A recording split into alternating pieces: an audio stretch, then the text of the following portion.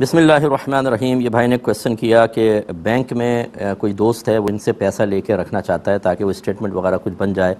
غالباً باہر کی ویزے وغیرہ کے حصول کے لیے آسانی ہو جاتی ہے، یا اسٹوڈنٹ ویزے پہ جاتے ہیں، شاید اس کے لیے بھی کوئی ریکوائرمنٹ ہوتی ہے۔ بہرحال تو یہ کہتے ہیں کہ اس کے ڈاکومنٹس وغیرہ میرے پاس ہی ہوں گے، وہ چیٹنگ نہیں کر سکے گا، لیکن اب سوال یہ ہے کہ جو میں اس کو پیسہ دوں گا اور وہ اکاؤنٹ میں رکھے گا، کیا اس پہ میں کچھ پروفٹ وغیرہ لے سکتا ہوں یا نہیں؟ تو جواب یہ ہے کہ اس پہ آپ نہیں لے سکتے۔ وجہ اس کی یہ ہے کہ جتنے بھی مالی معاملات ہیں، ہمارے نبی کریم صلی اللہ علیہ وسلم نے ان کا تعارف پیش فرما دیا ہے۔ تو جب کوئی ایسا مالی معاملہ کا ہم سے سوال ہوگا تو ہم ان مالی معاملات پر اس کو پیش کریں گے کہ یہ ان میں سے کون سا ہے۔ تو یہ نہ شرکت ہے، نہ مداربت ہے، نہ اجارہ ہے یعنی کرائے پہ چیز کو لینا دینا،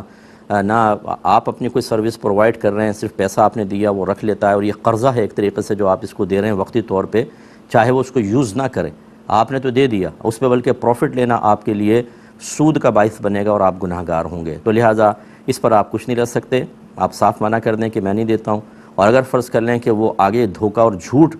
قائم کرنا چاہتا ہے کہ اپنی ایسی جعلی اسٹیٹمنٹ دکھا کر اور وہ اس پہ کچھ لینا چاہتا ہے، تو پھر آپ اس آیت کے خلاف جا رہے ہیں کہ تعاونوا علی البر والتقوی ولا تعاونوا علی الاثم والعدوان،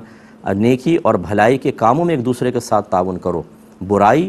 گناہ اور زیادتی کے کاموں میں تعاون نہ کرو، اور آپ یہ تعاون کر رہے ہیں۔ اس پہ ذرا توجہ کریں اور اس تین چیزوں سے ہٹ ہی جائیں تو زیادہ بیسٹ ہے۔ یہ کہتے ہیں میں نے نیت کی تھی کہ جو سیلری آئے گی